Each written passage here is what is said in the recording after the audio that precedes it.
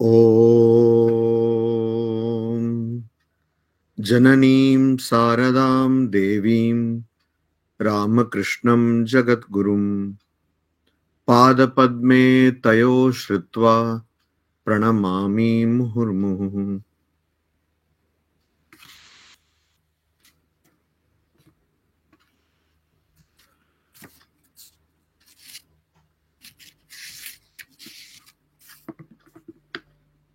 শ্রী শারদা নারী জাগরণের যারা সদস্য এবং এখানে যারা সমবেত হয়েছেন সব ভক্তদের উদ্দেশ্যে আমি নমস্কার জানাই। আজকের বিষয়ে ভগবান শ্রীরামকৃষ্ণ ও যোগ তত্ত্ব। যোগ কথাটা মূলত সংস্কৃত কথা, যোগা সংস্কৃতে বলা হয়, আর তার দুরকম অর্থ হতে পারে। একটা যেটা তার আক্ষরিক অর্থ, সেটা হলো কারোর সঙ্গে এক করে দেওয়া, দুটো জিনিস, দুটো তত্ত্ব, দুটো মানুষ এক হয়ে যাচ্ছেন যখন, সেটা যোগ, যেটা আমরা বাংলাতে বলে থাকি যোগ করা। ওইটা কারণ সংস্কৃত ভাষায় যেমন অন্যান্য শব্দের ক্ষেত্রে হয়, একটি মূল শব্দ দিয়ে অনেক শব্দের উৎপত্তি হয়। ওই মূল শব্দ যোগের ক্ষেত্রে হলো, যোগের ক্ষেত্রে হলো ইউঞ্জ। ওই ইউঞ্জের মানে হলো এক হওয়া, এক করা বা এক হওয়া। আবার মহর্ষি পতঞ্জলি, তিনি আমরা জানি ভারতীয় পরম্পরায় 6টি দর্শন এমন রয়েছে যে দর্শনগুলো বেদকে মেনে চলে। আমরা জানি 4টে বেদ, ঋগ্বেদ, যজুর্বেদ, সামবেদ আর অথর্ববেদ। যে দর্শনগুলো বেদকে মেনে চলে সেগুলোকে আস্তিক্য দর্শন বলা হয়। আর সেই আস্তিক্য দর্শনের মধ্যে প্রথম বা সবচেয়ে প্রাচীন দর্শন হলো সাংখ্য, আর তারপরেই হলো যোগ দর্শন বা যোগ দর্শন। আর সেই যোগ দর্শনের যিনি স্রষ্টা বা প্রণেতা, তার নাম মহর্ষি পতঞ্জলি। তিনি ওই দর্শনের আকর গ্রন্থ হিসাবে যে সূত্রগুলো রচনা করেছেন সেগুলোকে বলা হয় যোগ সূত্র বা পাতঞ্জলি যোগ সূত্র। যেহেতু এটা পতঞ্জলি রচনা করেছেন, পাতঞ্জলি যোগ সূত্র। তো ওখানে প্রথম সূত্র হলো অথ যোগানুশাসনম। এখন আমরা যোগের কথা দেখব বা যোগের সম্বন্ধে আমরা জানবো। তারপরের সূত্র, 4টে অধ্যায় রয়েছে ওটার মধ্যে। প্রথম অধ্যায়ের দ্বিতীয় সূত্র হলো যোগঃ চিত্তবৃত্তি নিরোধঃ। অর্থাৎ যোগটা কি, যোগটার সংজ্ঞাটা কি, মানে যোগ কাকে বলে। তো ওখানে মহর্ষি পতঞ্জলি বলছেন চিত্তবৃত্তি নিরোধঃ, অর্থাৎ চিত্ত, মনের মধ্যে বৃত্তিগুলো অর্থাৎ চিন্তাগুলো যে রয়েছে সেগুলোর নিরোধ অর্থাৎ নিয়ন্ত্রণ, সেটাই যোগ। তো এটা হলো একটা দার্শনিক অর্থ যোগ কথার। তো এই যোগ কথার দুটো অর্থ রয়েছে, আর এই দুটো অর্থেরই পরিপ্রেক্ষিতে আমরা শাস্ত্র গ্রন্থগুলোর মধ্যে যোগের সাধন বা যোগের সম্বন্ধে আরো ব্যাখ্যা আমরা পাই। আমরা জানি এই যুগের জন্য যিনি অবতার পুরুষ, তিনি হলেন ভগবান শ্রীরামকৃষ্ণ। আর তার কথা, যেটা আমরা কথামৃত, যেটা আমরা মহেন্দ্রনাথ গুপ্তের জন্য আমরা পাই, সে কথামৃতের মধ্যে ঠাকুর অনেকবার অনেক ভাবে যোগের কথা বলেছেন। তো এই যে যোগ, এটা সাধন করা যায় এবং কিভাবে সাধন করা যায়, সবচেয়ে প্রথমে আমরা পাচ্ছি কিন্তু অনেক আগেই আমরা পাচ্ছি, একটা তো আমি বললাম যোগ সূত্রে, আরেকটা যেটা আমরা পাচ্ছি মহাভারতে, যে আমরা জানি মহাভারতে 18টা গীতা রয়েছে, তার মধ্যে যেটা সবচেয়ে বিখ্যাত এবং সবচেয়ে প্রচলিত সে গীতা হলো শ্রীমদ্ ভাগবত গীতা। যুদ্ধের প্রাককালে ভগবান শ্রীকৃষ্ণ যে উপদেশ, যে বাণী অর্জুনকে শুনিয়েছিলেন, সেই কথাটা 700 শ্লোকের মধ্যে সেটা আমরা মহাভারতে পাই, সেটা হলো শ্রীমদ্ ভগবত গীতা। এবারে এই মহাভারতের মধ্যে এই যে গীতাটা প্রায় অজানা অচেনা ছিল, আর ওটা সম্বন্ধে কেউ সেরকম জানতো না।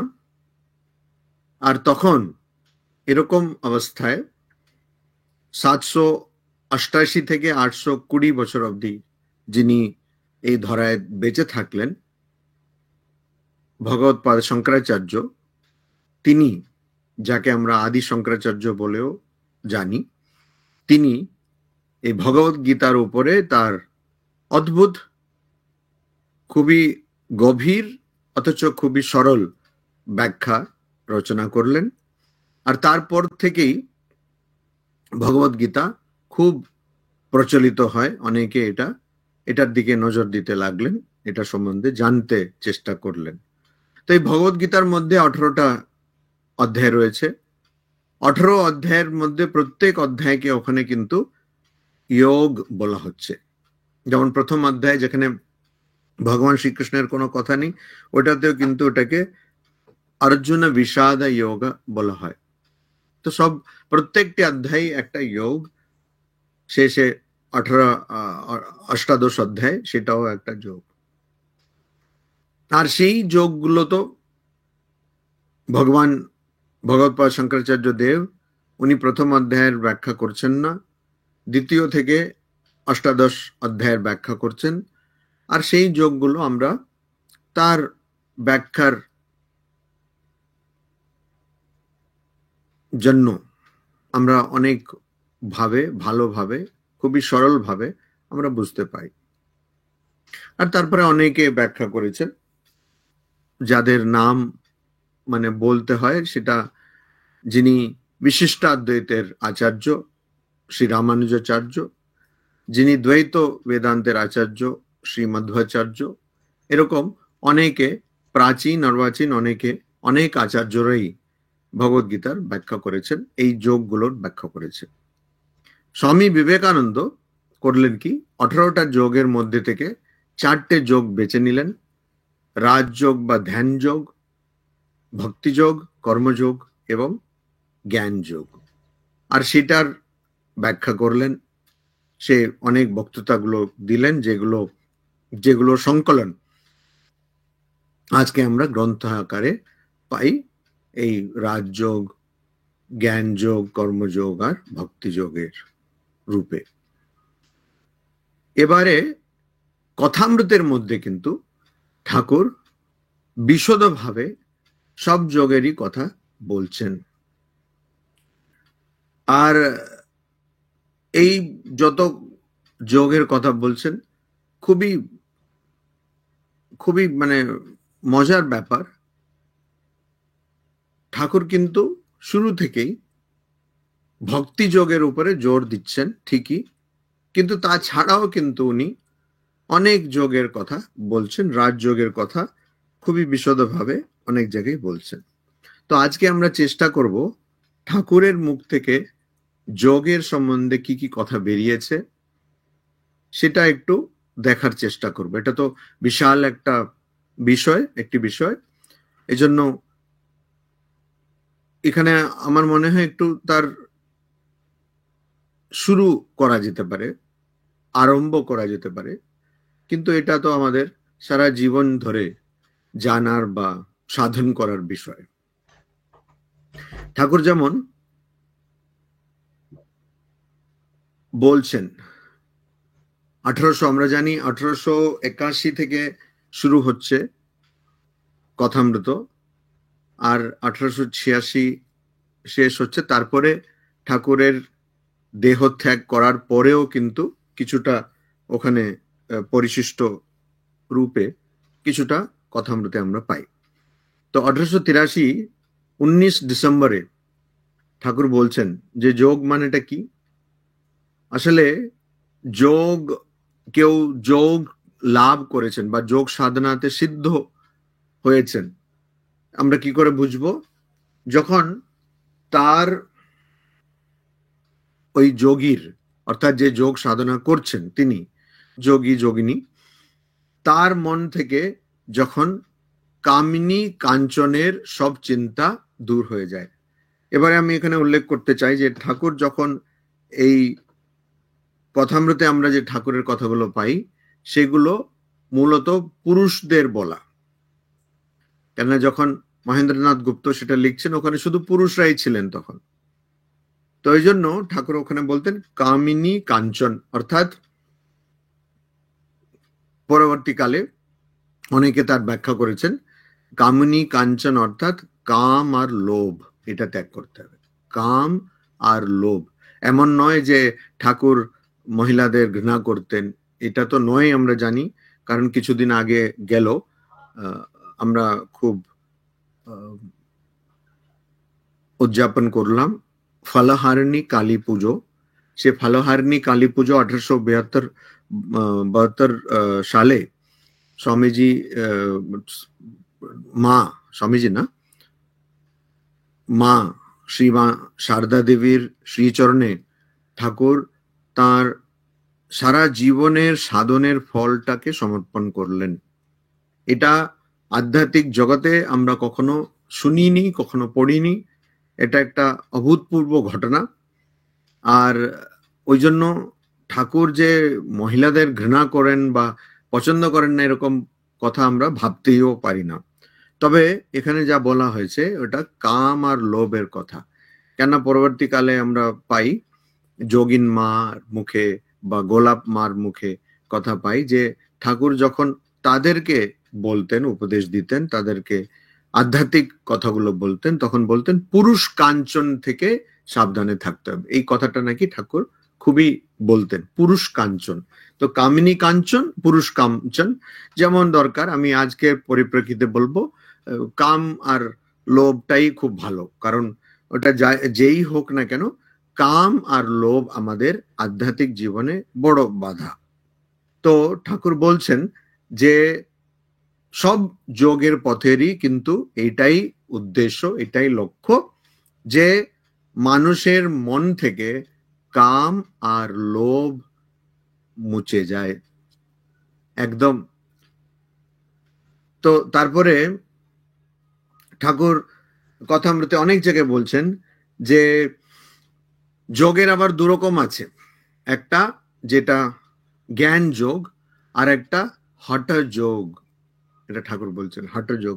হঠ যোগ বলতে এখন যে যোগা যোগা যোগা ইন্টারন্যাশনাল যোগা ডে এগুলো হচ্ছে না, এগুলো হঠ যোগা। হঠ যোগা মানে কি শরীরটাকে নিয়ে এরকম করা, এরকম করা, যাতে শরীরটা অনেক ভালো থাকে, সুন্দর থাকে। অনেকে মনে করে যে এই ধ্যান ট্যান করলে দেখতে আরো ভালো লাগবে। দেখতে সবাই ভালোই, সব জায়গায় ভগবান রয়েছে, অতএব আমি মনে করি না কোনোটাই খারাপ। এই জন্য টিকটিকি অত ভালো, সুন্দর দেখতে। কিন্তু সাধারণ মানুষ এটা বুঝতে পারে না। না, আমরা সাধারণত এটা বুঝতে পারি না। টিকটিকিকে তো কেউ আর মানে সেরকম তথাকথিত সৌন্দর্যের রূপে ওটাকে ধরছে না, বা কাক বিচ্ছেকে ধরছে না, কিন্তু এরাও তো সুন্দরী আছে, অসুবিধা কিছু নেই। সব জায়গায় ভগবান যেখানেই আছেন সেটা সুন্দর হবেই। তো সাধারণত মানুষ মনে করে যে আমি যোগ সাধন করলে, যোগ সাধন বলতে ওখানে কিন্তু হঠের যোগ, পতঞ্জলি মহর্ষি কিন্তু ওই যোগের কথা বলেননি। তো ওই যোগ সাধন করলে মানে যোগা করলে, যোগ এক ধরনের ব্যায়াম, সেটা করলে আমার আয়ুটা বাড়বে, আমার ডায়াবেটিস হবে না, হার্ট প্রেশার হবে না ইত্যাদি।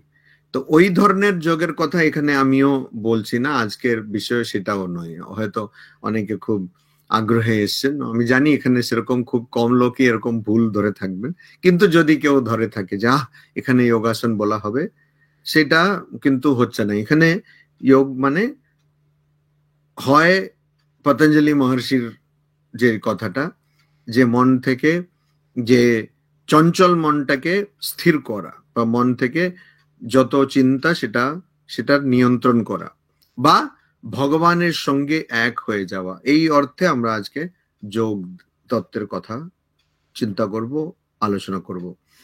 তো এই হঠযোগ, ঠাকুর বলছেন যে হঠযোগে কি হয়, শরীরে মনটা বাড়ে, শরীর সবসময় মন বাড়ে। আর বেদান্তীরা হঠযোগকে মানে না।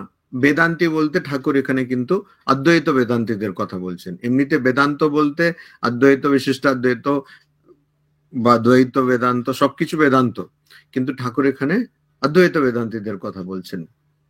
তো যোগ বলতে কিন্তু হঠযোগও হতে পারে আর এই যোগও হতে পারে, কিন্তু যারা আধ্যাত্মিক জীবনে এগিয়ে যেতে চান তারা হয়তো বসতে একটু অসুবিধা হবে, একটু হয়তো ব্যায়াম ট্যায়াম করলেন, তো ওটা তো ভগবদ গীতাতে 6ষ্ঠ অধ্যায়ে বলাই আছে, যুক্ত আহার বিহার, মানে যেটা খুব নিয়মিত ভাবে সংযত ভাবে খেতে হবে, সংযত ভাবে বিশ্রাম করতে হবে, সংযত ভাবে কাজ করতে হবে, সংযত ভাবে ঘুমোতে হবে। এখন কিছু বেশি হয়ে গেলে কিন্তু গপ গপ করে বিরিয়ানি খেয়ে নিল, তারপরে আর ধ্যান কোথায় হবে, আর ঘুমও বোধহয় হবে না, কেন পেটটা ঘুরঘুর করে কি ডুর কিছু একটা করবে, তো ওই জন্য ঘুমটাও ভালো হবে না। তো ওই জন্য সংযত থাকতে হবে, সংযত জীবন থাকতে হবে, তবে সাধন জপ বা ধ্যান করা যেতে পারে। তো ওই জন্য ওইটা ওখানে কথা বলছেন। তো ওই রাজযোগ বা অদ্বৈত বেদান্ত যারা সাধন করেন তাদের কাছে কিন্তু হঠযোগ মানে শরীরের দিকে মন দেওয়া, সেটা তাদের দরকার নেই। তো তাদের শুধু একটু যাতে বসতে, ধ্যান করতে বা জপ করতে ভালো অসুবিধা না হয়, যাতে অনেকক্ষণ বসে থাকতে কিছু অসুবিধা না হয়, তার জন্য যেটুকু ব্যায়াম করা বা সুস্থ থাকার জন্য যেটুকু ব্যায়াম করা, সেই ব্যায়ামগুলো করতে হবে। তারপরে ঠাকুর বলছেন ওই 1883-তেই 9 ডিসেম্বরে ঠাকুর কথা বলছেন যে রাজযোগের কথা বলছেন। রাজযোগ মানেটা কি, রাজযোগের পরিভাষা দিচ্ছেন, বলছেন মনকে দিয়ে মনের মাধ্যমে ভগবানের সঙ্গে এক হওয়া, সেটা হলো রাজযোগ। মনের মাধ্যমে ভগবানের সঙ্গে এক হওয়া। আমি কথামৃতে যখনই এই যোগের এগুলো বারবার পড়ি তখন আমি অবাক হয়ে যাই, ঠাকুরের পরিভাষা গুলো কিন্তু খুবই অদ্ভুত আর খুবই সরল তো বটে, কিন্তু খুব অদ্ভুত। এরকম পরিভাষা আমরা আর জায়গায় পাবো না, অন্য জায়গায় পাই না। তো ঠাকুর কিন্তু এই পরিভাষা দিচ্ছেন কি, রাজযোগ মানেটা কি, রাজযোগ হচ্ছে ভগবানের সঙ্গে এক হওয়া। কিসের মাধ্যমে, মনের মাধ্যমে। কি দিয়ে, বিবেক আর ভক্তি দিয়ে। আমরা সাধারণত তো ওই রাজযোগ বলতে আমরা ওখানে ভক্তি আনি না, কারণ আমাদের মাথায় সবকিছু আলাদা আলাদা। কিন্তু ঠাকুর যে সমন্বয়ের মূর্তি, সমন্বয়ের অবতার, তিনি তার পরিভাষাই বুঝিয়ে দিচ্ছেন সেটা, যে বিবেকও আবার আমরা অনেক সময় বিবেকের কথা বলি, অনেক সময় ভক্তরা এমন কথা বলে যেন তাদের কোনো বিবেক নেই। অবশ্য এই মিউচুয়াল ফান্ডের কথা বললে তাদের বিবেকটা খুব কাজ করে, বা টাকা পয়সার কথা বললে, অন্যথা তাদের কথা যেমন বিবেক নেই এরকম কথা তারা বলে থাকেন, ওটা ভুল। তো ঠাকুর এখানে বলছেন, দেখুন এখানে বিবেকেরও কথা চলে এলো, যেটা সাধারণত জ্ঞান যোগে বলা হয়, আর তারপরে ভক্তিরও কথা চলে এলো, একই সঙ্গে ভগবানের কথাও চলে এলো। আর বলা হচ্ছে যে রাজযোগ মানে কি, মন দিয়ে, বিবেক দিয়ে, ভক্তি দিয়ে যে ভগবানকে এক হয়। এখানে আমি স্বামীজির যে পরিভাষা, স্বামীজি বলছেন যে এই 4 যোগের মধ্যে, অর্থাৎ রাজযোগ, ভক্তিযোগ, কর্মযোগ আর জ্ঞান যোগের মধ্যে কর্মযোগ আর রাজযোগে নাকি কেউ যদি ভগবানকে নাও মানে, অর্থাৎ ভগবানের যদি বিশ্বাস নাও করে, তাও কিন্তু সে ব্রহ্ম জ্ঞান লাভ করতে পারে। এটা স্বামীজি বলছেন, রাজযোগে বলছেন, আবার কর্মযোগে বলছেন। কিন্তু এখানে ঠাকুরের যে পরিভাষা, এখানে ঠাকুর সবাইকে নিয়ে এসছেন। তারপরে 1884 14 ডিসেম্বরে ঠাকুর বলছেন যে জ্ঞান যোগের মানেটা কি, জ্ঞান যোগের অর্থটা কি। বলছেন ওইটা এমন একটি পথ যেখানে মানুষ তার নিজের সম্বন্ধে, নিজের আত্মার সম্বন্ধে, তার প্রকৃত স্বরূপের সম্বন্ধে জানতে পারবে। ওইটা কি? জ্ঞান যোগে সে বুঝতে পারবে যে তার প্রকৃত স্বরূপ ব্রহ্ম, ব্রহ্মই তার প্রকৃত স্বরূপ। তারপরে উনি বলছেন এটা তো হলো জ্ঞান যোগ। তারপরে উনি বলছেন ওখানে আমরা যে ভক্তির যে একজন আদর্শ ব্যক্তি হিসাবে যাকে দেখি, প্রহ্লাদ, ওই প্রহ্লাদের কথা নিয়ে আসছেন। বলছেন যে কখনো কখনো প্রহ্লাদ কিন্তু তার যে প্রকৃত স্বরূপ, সে যে ব্রহ্ম আর সে যে এক ছিল, সেটা সে বুঝতে পারত। তার মানে এই যে আমরা ব্রহ্ম ব্রহ্ম বলি, এমন কোনো দরকার নেই যে ভক্তরা এটা জানবে না। ঠাকুর বলছেন প্রহ্লাদও কখনো কখনো কিন্তু মাঝে মধ্যে বুঝতে পারত যে সে ব্রহ্ম আর সে এক, ব্রহ্মের সঙ্গে তার একত্ব সে বুঝতে পারত। আর কখনো কখনো সে জানতে পারত সে যে ভগবান আর সে এক, সে ভগবানের সঙ্গে এক হয়ে গেছে।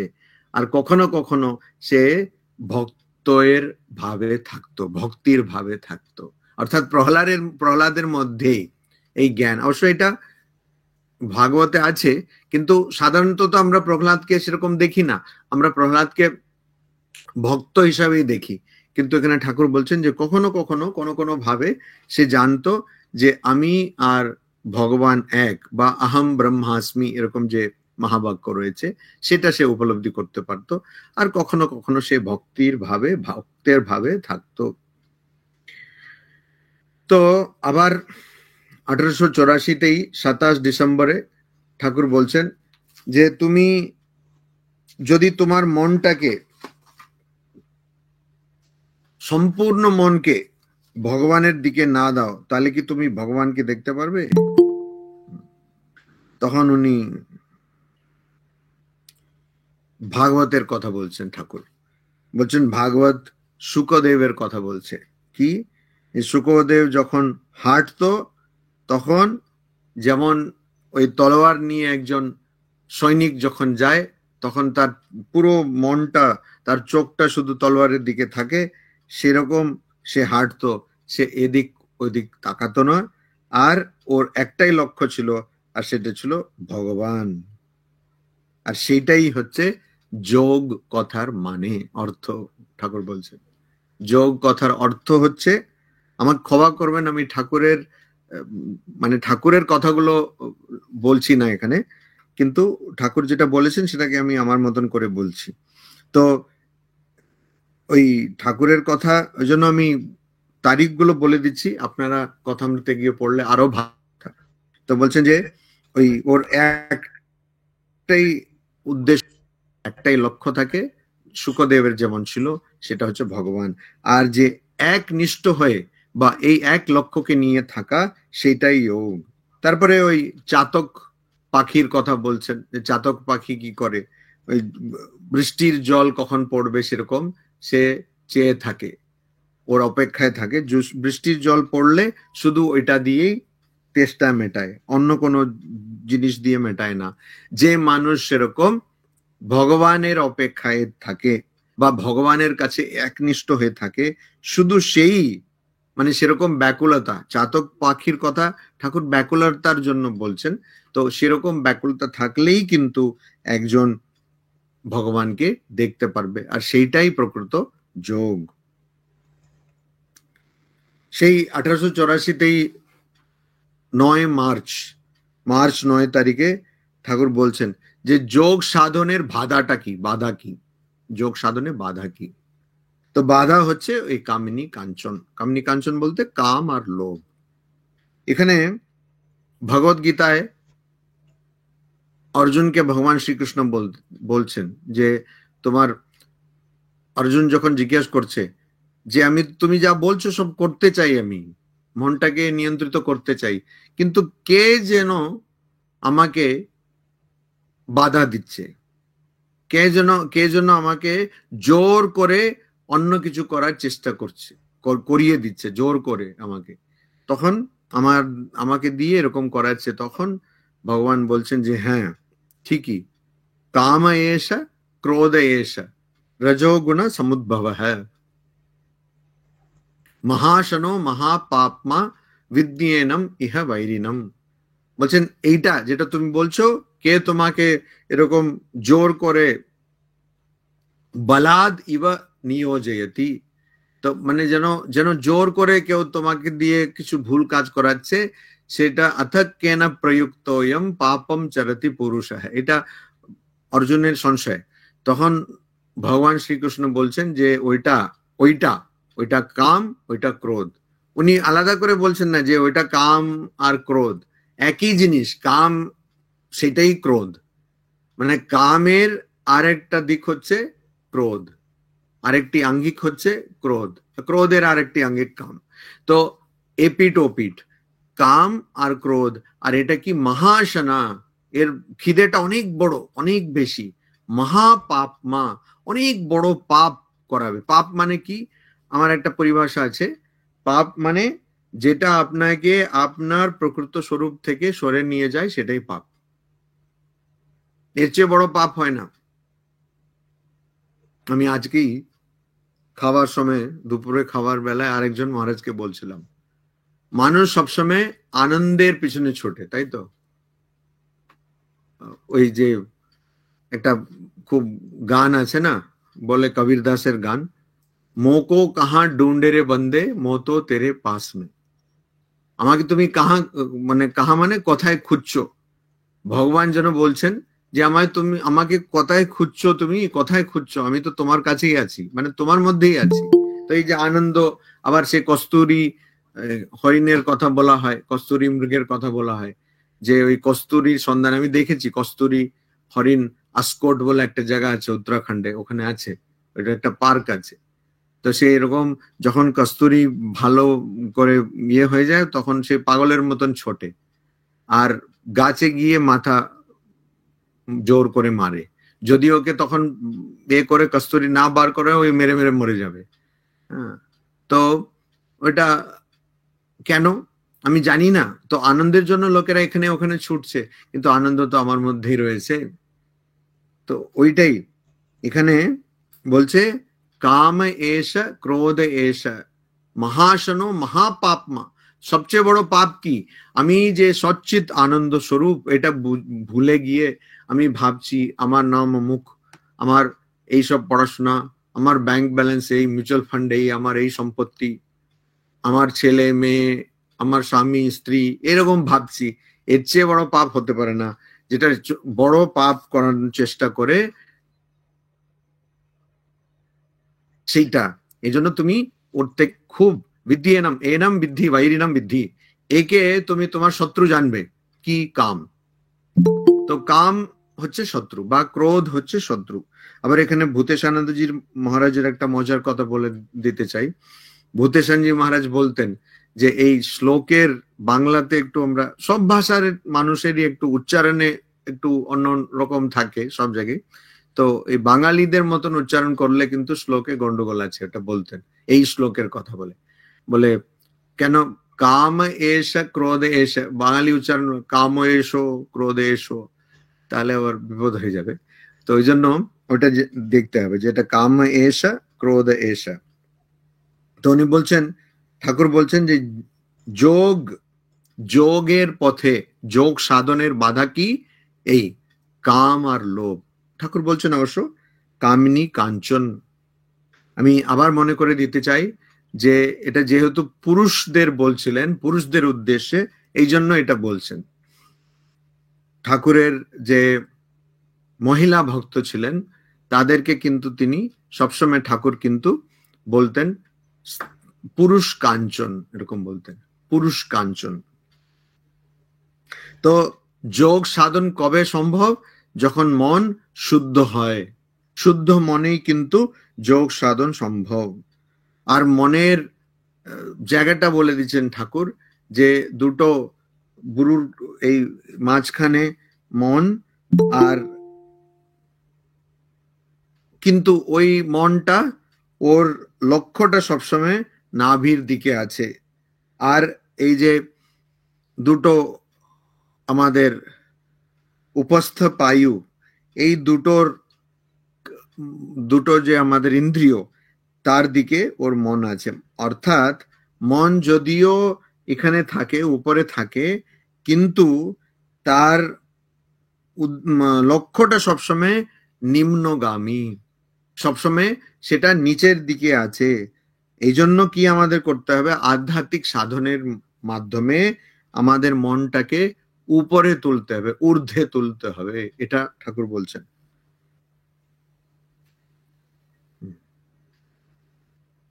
তারপরে 1883 10 জুনে ঠাকুর বলছেন যে রাজযোগের উদ্দেশ্যটা কি। এখানে আবার ওই আমি আগে যেটা বললাম, সমন্বয় ঠাকুর পরিভাষার মাধ্যমেই আনছেন। বলছেন রাজযোগের উদ্দেশ্য হচ্ছে ভক্তি লাভ। রাজযোগের উদ্দেশ্য ভক্তি লাভ। তারপরে ভাব আনা, বা রাজযোগের উদ্দেশ্য হচ্ছে সমাধি, ভাব সমাধি, জ্ঞান আর ত্যাগ।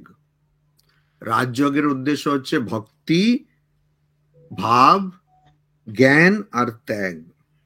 তারপরে ওখানে কিন্তু উনি বলছেন যে যোগের মধ্যে 6টি চক্রের কথা বলা হয়, ষট চক্র।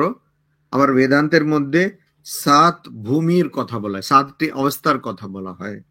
এগুলো ঠাকুর বলছেন। আচ্ছা, ঠাকুরের সম্বন্ধে আমরা বলি, ঠাকুর তো খুবই তথাকথিত ভাবে বলতে গেলে অশিক্ষিত ছিলেন, কিন্তু আমি যা বারবার কথামৃত পড়ে বুঝতে পারছি যে ঠাকুরের মতন শিক্ষা বোধহয় কারোরই ছিল না।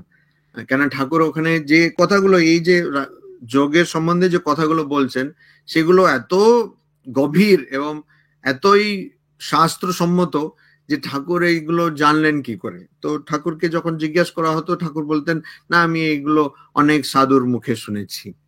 তো সাধুর মুখে শুনলে যদি এতটা কেউ বুঝতে পারে, তাহলে টিচারের মুখে শুনলেও তো, মাস্টারমশাইয়ের মুখে শুনলেও তো বুঝতে পারবে। তো ওই যে ঠাকুর কেন তথাকথিত শিক্ষা লাভ করেননি, কারণ সেই শিক্ষা লাভের তিনি কোনো উদ্দেশ্যটা পাননি। উনি বলছেন এই যে চাল কলা বাঁধানোর বিদ্যা আমার দরকার নেই। তো ওই জন্য ওই যে ক্যারিয়ার বানানোর বিদ্যা, যেটা আজকাল আমরা সবাই সেই বিদ্যাটাই অর্জন করে থাকি, সেইটা আমার প্রয়োজন নেই। তারপরে 15 জুন 1883 বলছেন,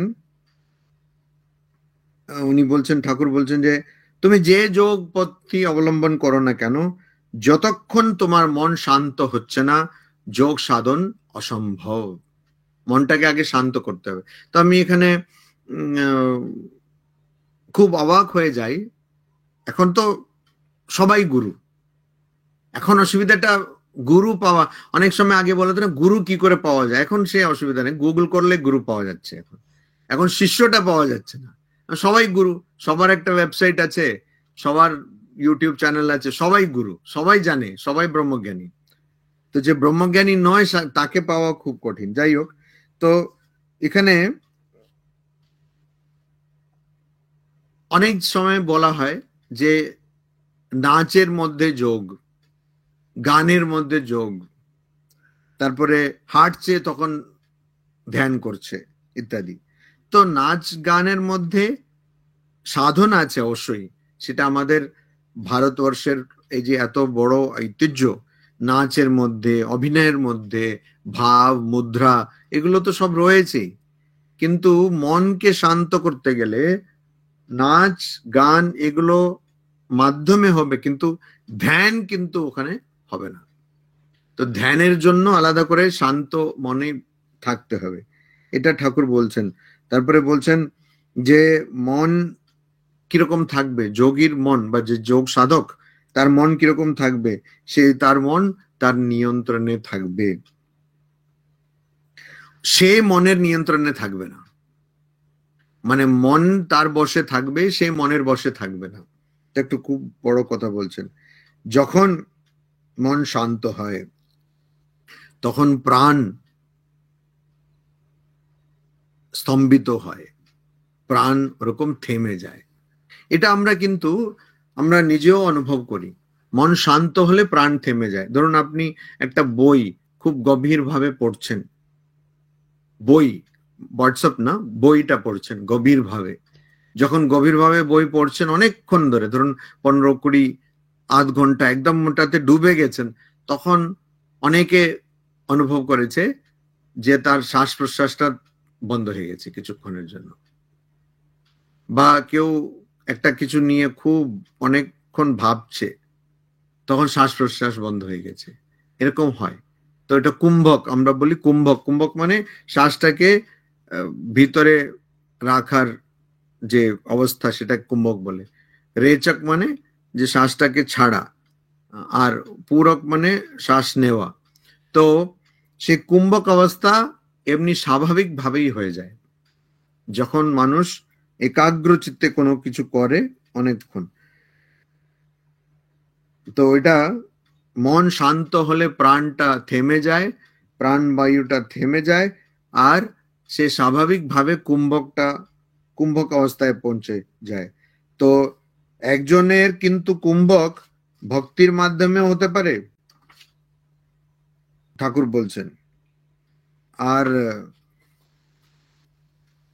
ভগবানের ভালোবাসার জন্য কিন্তু কুম্ভক হতে পারে, এই কীর্তন করেও কিন্তু কুম্ভক হতে পারে।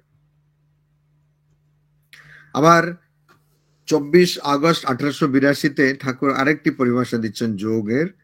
বলছেন যখন আমরা ওই ভজন করি না, তো ভজন করার সময় এই দুটো দিকই যখন সমান হয়ে যায় তখন সেটা যোগ। অর্থাৎ ঊর্ধ্বমুখে মন আর নিম্নমুখী মন দুটোর যে সমন্বয় হয়ে যায় সেটা যোগ। আবার সেই 1884-তে 14ই ডিসেম্বরে ঠাকুর বলছেন যে কর্মযোগ কি করে, কর্মযোগ মনের মধ্যে যা ময়ল রয়েছে, মনের মধ্যে যা নোংরা রয়েছে সেটাকে পরিষ্কার করে দেয়, চিত্তশুদ্ধি। ঠাকুর এই কথাটা বলছে, চিত্তশুদ্ধি করে দেয়। আর যোগটা কি, যোগের আবার সমন্বয়ের কথা ঠাকুর বলছেন ভক্তি যোগ আর কর্মযোগের সমন্বয়ে, ভক্তি যোগ আর কর্মযোগের সমন্বয়ে, সেটার কথা বলছেন। আবার 1883-তে 27 ডিসেম্বরে তিনি বলছেন যে সব যোগই কিন্তু আমাদের ঈশ্বরের দিকে নিয়ে যায়, ব্রহ্মের দিকে নিয়ে যায়। সব যোগের উদ্দেশ্য বা সব যোগের লক্ষ্য কিন্তু একটাই। আবার আরেকটি যোগের কথা বলছেন ওই 27 ডিসেম্বর 1883-তে তিনি বলছেন যে একটা যোগ হয়, সেটার নাম হচ্ছে অভ্যাস যোগ, অভ্যাস যোগ। তো ওখানে উনি বলছেন যে যারা এই চিড়ে বানায় মহিলারা, তাদের কাছে হাতে আবার ছেলে থাকে, বাচ্চা শিশু, তো তার দিকেও লক্ষ্য আছে। তারপরে যে গ্রাহক কিনতে আসছে তার সঙ্গে দরদাম করছে, সবকিছু চলছে। তো এটা কি করে, অভ্যাসের জন্য।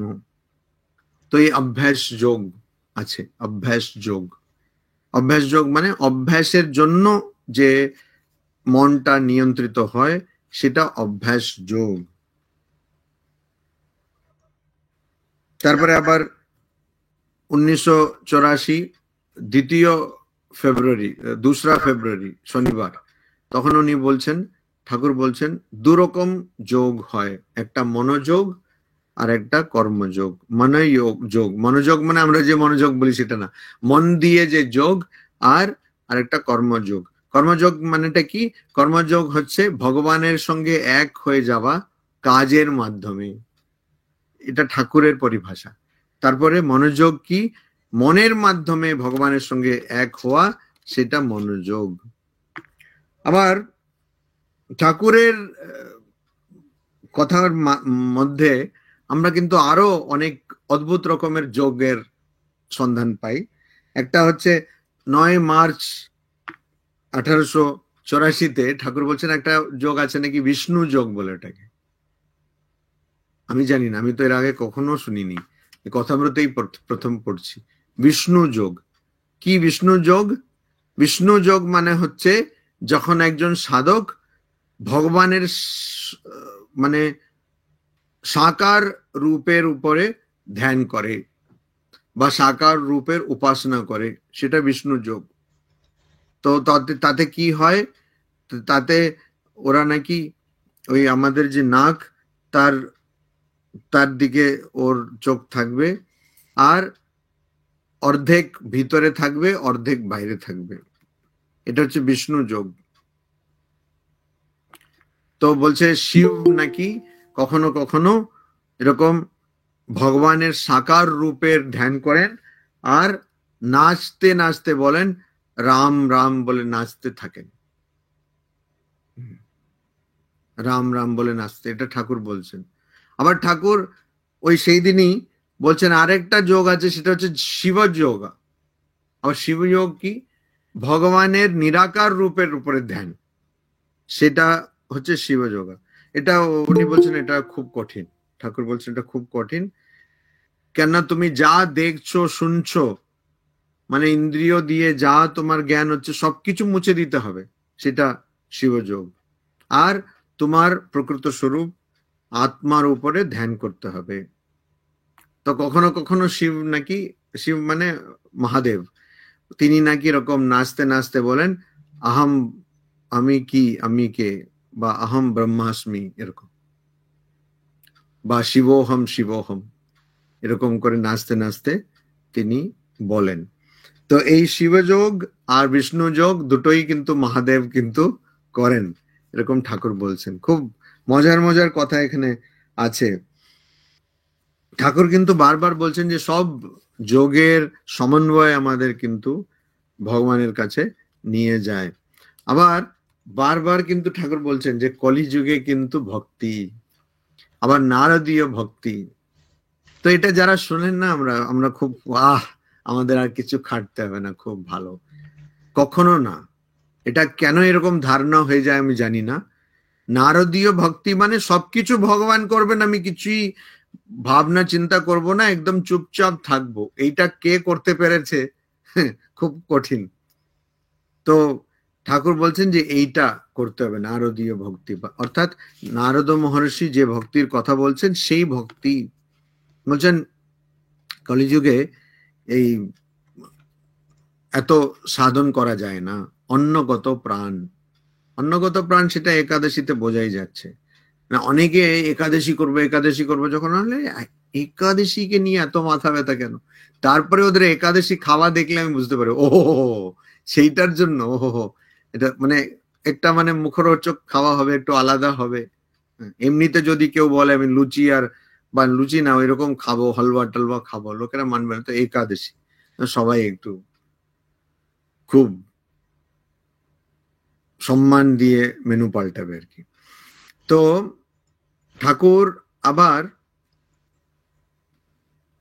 যেমন 24 ডিসেম্বর 1883-তে ঠাকুর বলছেন যে মনের যত দুঃখ সেটা কিন্তু যোগ সাধনের মাধ্যমে সম্পূর্ণভাবে মিটে যায়। তো ওখানে কিন্তু বলছেন শিব সংহিতার মধ্যে যোগ আর ষটচক্রের কথা আছে, আর ওখানে ইড়া পিঙ্গলা সুষুম্না এইসব নাড়ির কথা আছে। উনি বলছেন যে সব যে পদ্ম, অনেক রকম পদ্ম আছে, সেই পদ্মগুলো কিন্তু সুষুম্না নাড়িতে থাকে, আর সেইগুলোর স্বভাব হচ্ছে চৈতন্য। যেমন একটা মোমের, ধরুন একটা গাছ, তো ওর মধ্যে যত তার ডাল, তার পাতা, ফল, সবকিছু কিন্তু মোমের। তো এই যে কুণ্ডলিনী, কুণ্ডলিনী কিন্তু আমাদের মূলাধারে থাকে, আর ওটার মধ্যে নাকি, ওটাও একটা পদ্ম, ওই মূলাধার, ওটার কিন্তু 4টে দল থাকে। আর আমাদের যে সবচেয়ে মূল শক্তি সেটা ওখানে থাকে কুণ্ডলিনী রূপে, প্রকৃতি যেটা। আর সেটা কিরকম, মানে একটা শুয়ে আছে এরকম সাপের মতন, যেটা এরকম জড়িয়ে আছে, শুয়ে আছে। এটা এখানে বলছে। এই কথাতে আবার আসবো। আচ্ছা, 8টার সময় অবধি না, প্রায় শেষের দিকে চলে এসছে। তো ঠাকুর মানে এই যোগকে নিয়ে অনেক কিছু বলছেন, অনেক কিছু অনেক জায়গায় বলছেন। তবে এখানে একটা, আমি যেটা বললাম আবার আসবো, এখনই বলে দিচ্ছি। এখানে একটা খুব অদ্ভুত ব্যাপার, ঠাকুরের কাছে কোনোটাই শুধু কথা ছিল না, এটা আমরা জানি, কিন্তু সেইগুলো মানে ঠাকুর যেমন কথামৃতে 2 পাতা ধরে খুবই ওই চক্রের সম্বন্ধে বা কুণ্ডলিনী কি করে জাগ্রত হয় সেটা সম্বন্ধে খুব বিশদভাবে বলছেন, বোঝা খুবই একটু কঠিন। তো ঠাকুর বলছেন না কুণ্ডলিনী সাপের মতন।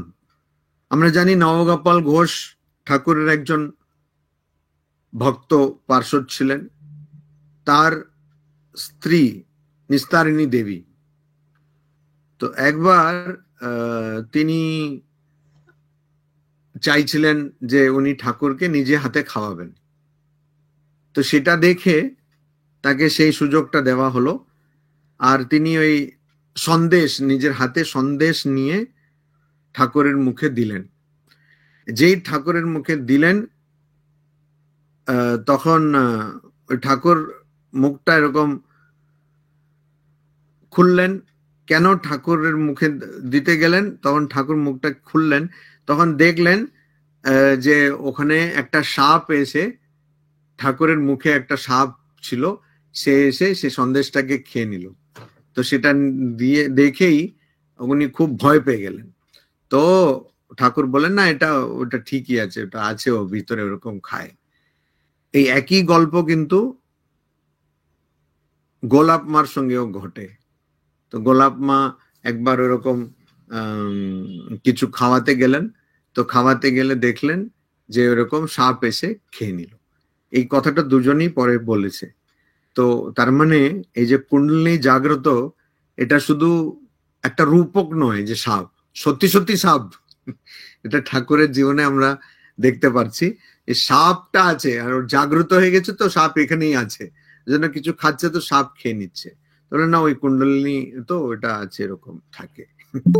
তো ঠাকুরের কাছে এই সাধনগুলো, যেগুলো আমরা পুরোপুরি ভাবে বুঝতে পারি না, তার একটাই কারণ আমরা করি না, ওই জন্য বুঝতে পারি না। হ্যাঁ, ভালো করে করলে তো বুঝতে পারতাম। আর অনেক রকম সাধন, সেটা ঠাকুরের মুখে আমরা যোগের কথা, যোগের তত্ত্ব বুঝতে পারি। তবে একটা জিনিস যেটা ঠাকুর খুবই পরিষ্কার করে দিচ্ছেন, যে প্রত্যেক যোগ পথের লক্ষ্য কিন্তু উদ্দেশ্য একটাই, নিজের স্বরূপকে জানা বা ভগবান লাভ করা, ভগবান লাভ করা। তো আমি খুবই খুশি যে আজকে এরকম একটা সুযোগ পেলাম এই ঠাকুরের কথা বলার। আর আপনারা সবাই এখানে অনেকে আছেন যারা এই কথাগুলো শুনছেন। তো আমি প্রার্থনা করছি ঠাকুর মা স্বামী যে আমাদের জীবনে, আমাদের আধ্যাত্মিক জীবনে যত বেশি আমাদের আবেগ হোক, আর আমাদের আধ্যাত্মিক জীবনের উদ্দেশ্য যে ভগবান লাভ, যত শীঘ্র হোক সেটা হোক। আর যদি সম্ভব হয়, এই জন্যই যত বেশি মানুষের ভগবান লাভ হতে পারে সেটা যেন হয়। কারণ ঠাকুর তো বলে গেছেন, ভগবান লাভ মানুষ জন্মের উদ্দেশ্য, মানুষ জীবনের উদ্দেশ্য ভগবান লাভ। আর সেই ভগবান লাভটা করে আমরা যেন কৃতার্থ হই, আমাদের যেন জীবনটা ধন্য হয়। ওম শান্তি শান্তি শান্তি। হরি ওম তৎসৎ। শ্রীরামকৃষ্ণার্পণমস্তু। প্রণাম মহারাজ, প্রণাম নেবেন। বলেছেন যে অনেক রকমের যোগের কথা বললেন। তো মনোযোগের মাধ্যমে ঈশ্বরের সাথে যোগ হয়। তো মনোযোগ বা একাগ্রতা কি ধ্যান প্রাণায়াম এই জপের মাধ্যমেই কি করা বাড়ে? তাহলে কি ঈশ্বরের সাথে যোগটা হয়? মহারাজ একটু যদি বলেন। না, মনোযোগ বলতে ওখানে ঠাকুর কিন্তু আমরা যেটাকে বুঝি কনসেন্ট্রেশন, একাগ্রতা, সেটাকে বোঝাচ্ছেন না। মনের মাধ্যমে যে যোগ সাধন করা হয় সেটাকে বোঝাচ্ছেন। তো মন দিয়ে যোগ, আর সেটা আবার একাগ্রতা নয়, মনের মাধ্যমে, যেমন জ্ঞান যোগ, ভক্তি যোগ বা রাজযোগ, এগুলো মনের মাধ্যমে করা হয়। আর একটা হয় কর্মযোগ। কর্মযোগ হলো যে কাজের মাধ্যমে যোগ, এটা উনি বলছেন। তো একাগ্রতা হলেই কিন্তু ভগবান লাভ হবে না, সেটা আমরা জানি। কেননা অনেকে তো এখন নিট আর ওই আইআইটি জয়েন্ট এন্ট্রান্স পাস করছে, তার ভগবান লাভ কোথায় হচ্ছে? অনেকে তারপরে আত্মহত্যা করে ফেলছে। হ্যাঁ মহারাজ, এই যোগ বলছিলেন না, সেই জন্য বলছি মনোযোগ বা একাগ্রতা প্রাণায়ামের মাধ্যমে কি বাড়ে মহারাজ? মনোযোগটা বাড়াতে চাইলে প্রাণায়ামের মাধ্যমে বাড়বে কি সেটা বলা যায় না। কারণ আমি নিজেই দেখেছি অনেকের মনের সন্তুলনটা বিগড়ে গেছে বেশি প্রাণায়াম করে। তো এখন মনোযোগ বাড়ানোর দরকারই বা কি আছে? মনোযোগ বাড়ানোর দরকার আছে, সেটা ছাত্রদের হয়তো আছে, কিন্তু যারা ওই পরীক্ষাগুলো পাস করে নিয়েছেন, হ্যাঁ মহারাজ, অনেক তাদের ছাত্রের জন্য মনোযোগ বাড়ালে জব বা আধ্যাত্মিক জ্ঞান হবে বলে এমন কোনো ঠিক নেই। মনোযোগটা বাড়ানোর দরকার নেই, ঠাকুরের প্রতি, ভগবানের প্রতি ভালোবাসা বাড়াতে হবে। ভালোবাসা বাড়ালে আপনার ভালোবাসা বৃদ্ধি হলে ভগবানের জন্য আপনি জপ করতে পারবেন, ভগবানের নাম ডাকতে পারবেন, ভগবানের ধ্যান করতে পারবেন। যেমন একজন ধরুন যে প্রেম করে, সে বিষয়ে তো আপনাদের বেশি বা আপনাদেরই ওয়ার্কিং এক্সপিরিয়েন্সটা। তো প্রেম যারা করে তারা সবসময় যাদেরকে প্রেম করে তাদের কথা ভাবে, বা মা সবসময় নিজের সন্তানের কথা ভাবে। কেন? সন্তানকে সে ভালোবাসে বলে, মা যাকে প্রেম করছে তাকে ভালোবাসে বলে। ওই জন্য আমাদের ভগবানকে ভালোবাসতে হবে। মনোযোগ তো আমরা দেখছি তো যে খুব কনসেন্ট্রেটেড আছে, চট করে সবকিছু বুঝে নেয়, কিন্তু তার তো কই ভগবানের প্রতি টান তো দেখছি না। ঠিক আছে মহারাজ, প্রণাম। নমস্কার। হ্যালো মহারাজ, প্রণাম নেবেন। হ্যাঁ মহারাজ, হঠযোগটা একটু যদি বলেন আরেকবার বুঝিয়ে। হঠযোগটা কি? হঠযোগ মানে হচ্ছে ব্যায়াম, শরীরের ব্যায়াম, যেটা আপনার যোগা করছেন না, যোগাসন। হ্যাঁ মহারাজ, হ্যাঁ ওটাই হঠযোগ। আচ্ছা আচ্ছা, ঠিক আছে মহারাজ। মহারাজ প্রণাম নেবেন। একটি প্রশ্ন হচ্ছে যে কর্মযোগ বলছে চিত্ত শুদ্ধি করে দেয়, তো শুধুমাত্রই কি কর্মযোগ চিত্ত শুদ্ধি করে, না অন্যান্য যোগের ক্ষেত্রে এটা ঠিক মানে কথাটা খাটে আর কি? অন্যান্য যোগের ক্ষেত্রেও চিত্তশুদ্ধি করে দেবে। চিত্তশুদ্ধি আপনি যখনই কোনো কাজ নিঃস্বার্থভাবে করার চেষ্টা করবেন বা ভগবানকে সমর্পণ করে করার চেষ্টা করবেন, তখন চিত্তশুদ্ধি হবে। কিন্তু একইভাবে ওই চিত্তকে যাতে আরো অশুদ্ধি না হয় সেটার জন্য আমাদের চেষ্টা করতে হবে। নাহলে এদিকে আপনি পরিষ্কার করে যাচ্ছেন আর একদিকে ময়লা পড়ে যাচ্ছে, এরকম ব্যাপার হয়ে যাবে। চিত্তশুদ্ধি তো হবেই। চিত্তশুদ্ধি প্রথমে শুরুর দিকে যে কোনো সাধনে চিত্ত শুদ্ধ করতে হবে, তারপরে শুদ্ধ চিত্ত শুদ্ধ মন সেই গুরু হয়ে যায়, যেটা ঠাকুরের কথা। মহারাজ প্রণাম নিবেন। ঠিকই হ্যালো, আমি একটা প্রশ্ন করছি যে মেনলি ভগবানকে পেতে হলে মেনলি কোন যোগটা দরকার?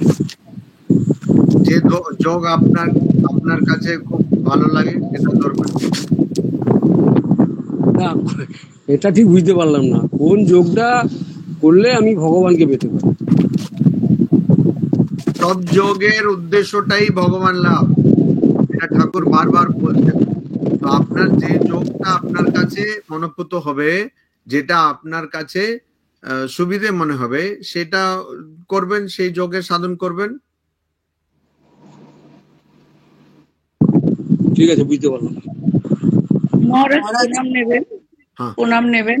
আমার একটা প্রশ্ন হচ্ছে, আমার ছোট থেকেই মানে ওই ঠাকুরের বই পড়তাম, ওই বই ছাড়া অন্য বই ভাল লাগতো না।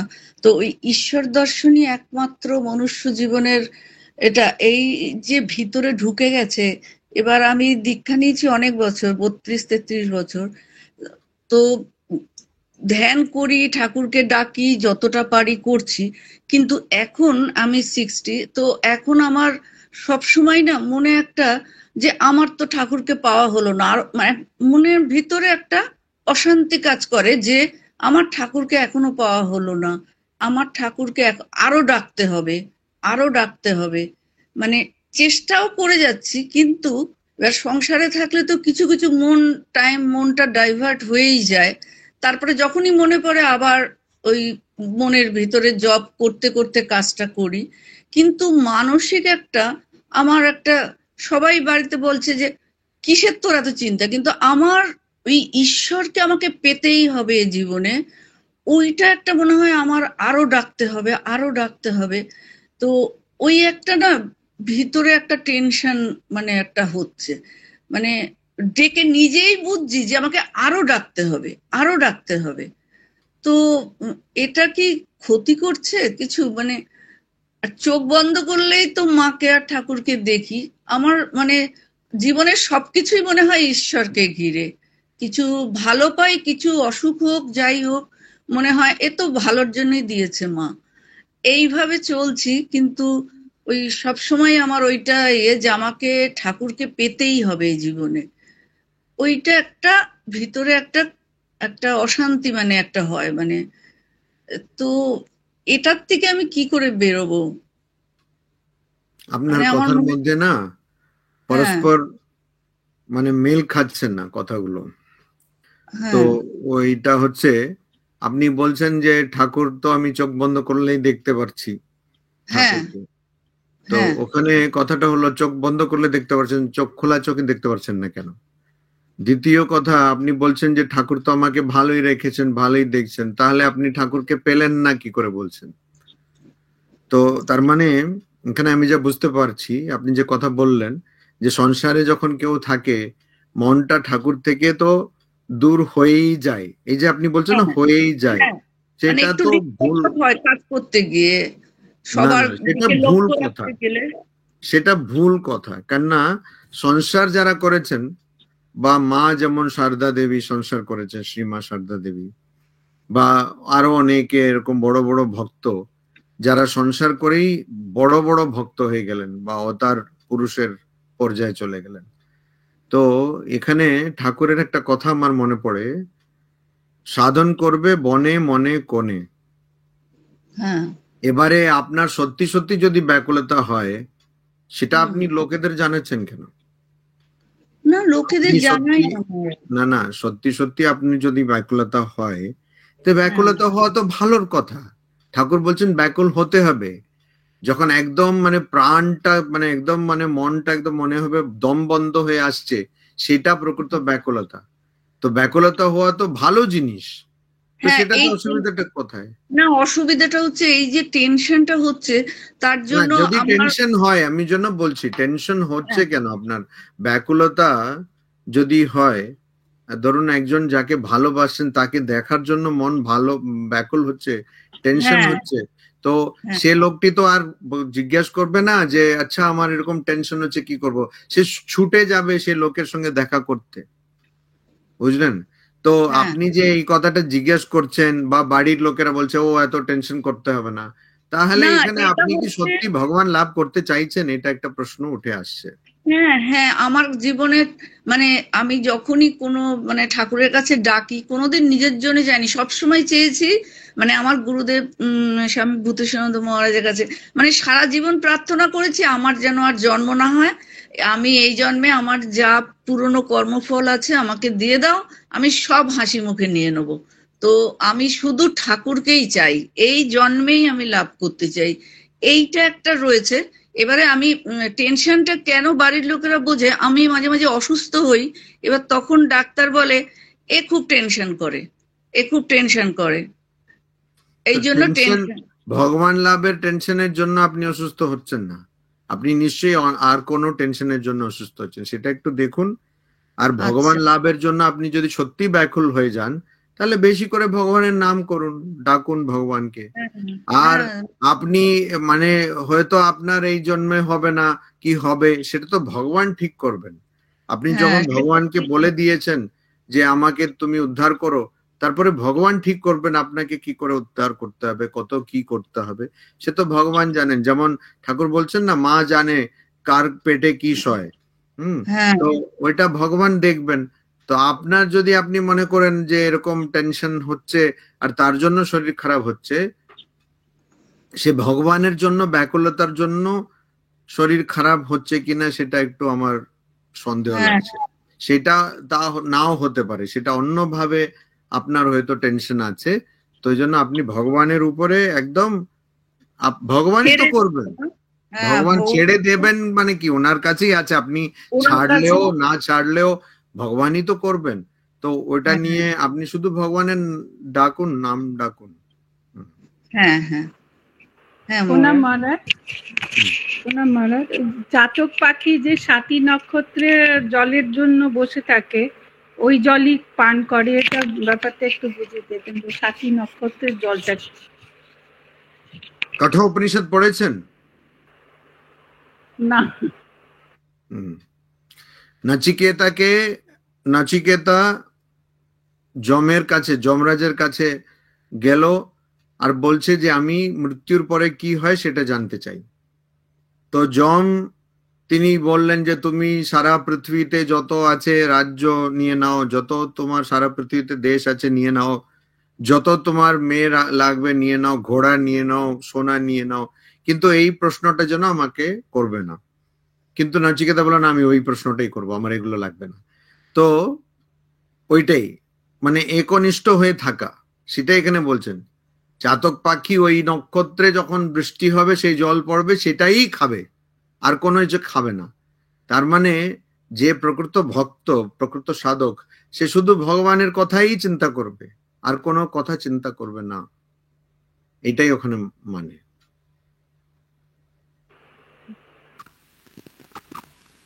আমাদের দেবত্ব সমাবেশ এবার সমাপ্তির দিকে।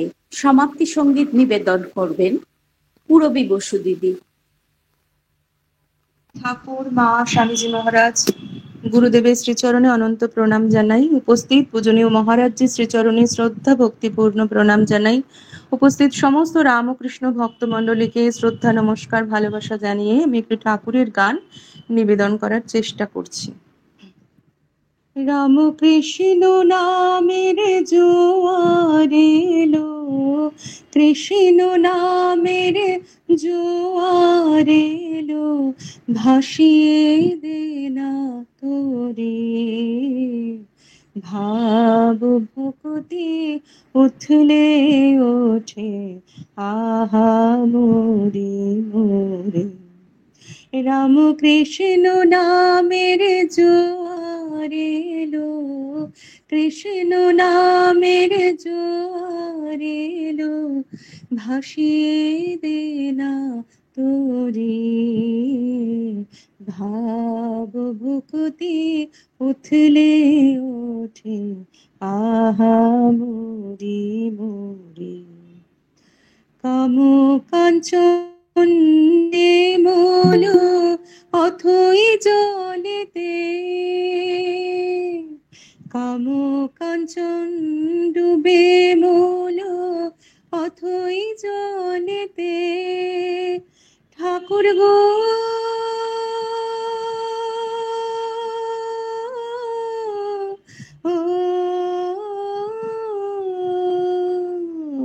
কাম কাঞ্চন ডুবে মূল অথই জলেতে, হৃদয়ে পদ্ম উঠল ফুটে, হৃদয়ে পদ্ম উঠল ফোটে ভক্তি প্রেমেতে, ভাব ভক্তি উথলে ওঠে আহা মোরে মোরে। রাম কৃষ্ণ নামের জোয়ার এলো, কৃষ্ণ নামের জোয়ার এলো, ভাসিয়ে দে না তোরে, ভাব ভক্তি উথলে ওঠে আহা মোরে মোরে। তুমি ভয় পেও না মাঝ দরিয়ায় যদি ঝড় ওঠে, ঠাকুর গো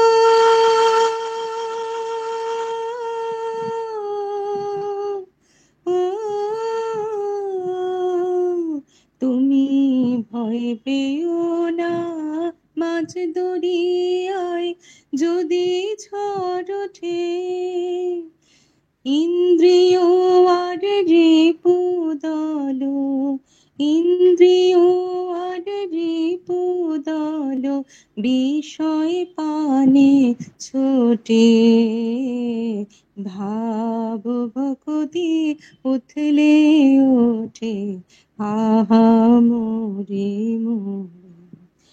রাম কৃষ্ণ নামের জোয়ার এলো, কৃষ্ণ নামের জোয়ার এলো, ভাসিয়ে দে না তোরে, ভাব ভক্তি উথলে ওঠে আহা মোরে মোরে। নামের হালটি ধরে শক্ত করে বেজাও তোরে, হালটি ধরে শক্ত করে বেজাও তোরে, ঠাকুর গো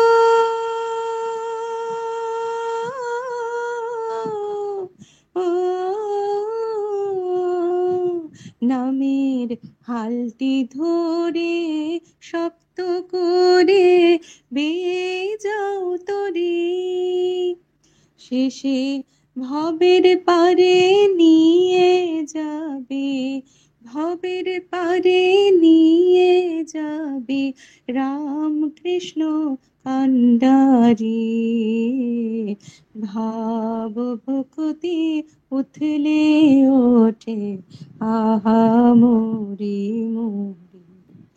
রাম কৃষ্ণ নামের জোয়ার এলো, কৃষ্ণ নামের জোয়ার এলো, ভাসিয়ে দে না তোরে, ভাব ভক্তি উথলে ওঠে আহা মোরে মোরে। ভাব ভক্তি উথলে ওঠে আহা মোরে মোরে। ভাব ভক্তি উথলে ওঠে আহা মোরে মোরে।